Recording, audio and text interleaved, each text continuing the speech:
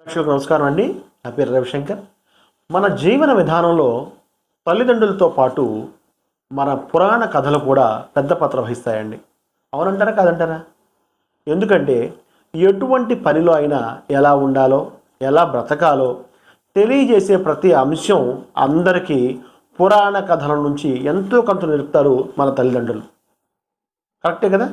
అంతేకాకుండా మనం ఏ ఏ తప్పులు చేస్తే ఏ ఏ ఇబ్బందులు పడతామో, ఎలాంటి పొరపాట్లు చేస్తామో అవన్నీ కూడా మన పురాణాల ద్వారా మన పెద్దవాళ్ళు మనకి ఎప్పుడో ఒకప్పుడు చెప్పే ఉంటారు.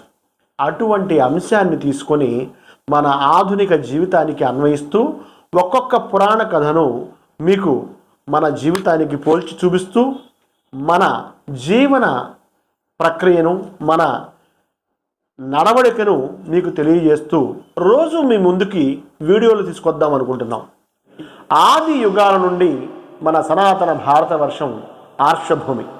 సత్యదృష్టులైన మహర్షులకి ఇది ఆలవాలం, జన్మస్థలం.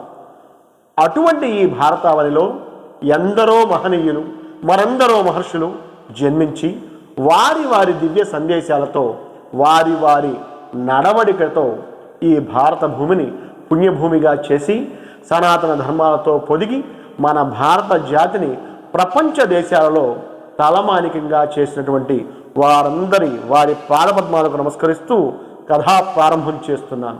నా ఈ సాహసానికి మీరంతా మీ ఆశీర్వాదం ఇస్తారని కోరుకుంటూ, మీరంతా నన్ను మునుముందు సరైన దారిలో నడిపిస్తారని ఆశిస్తూ మీ ముందుకి ఈ పురాణ కథను తెస్తున్నాను. ఆ మహాపుణ్యప్రదమైన పురాణ కథే గజేంద్ర మోక్షణం. ఈ పురాణ కథ ఎంత విన్నా తనివి తీరదు.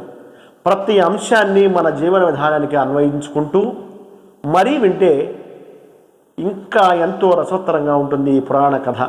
కాబట్టి వినేవారంతా ఈ కథ నా కథే అన్నట్లుగా వినండి. ఇక కథలోకి వెళ్దాం రండి.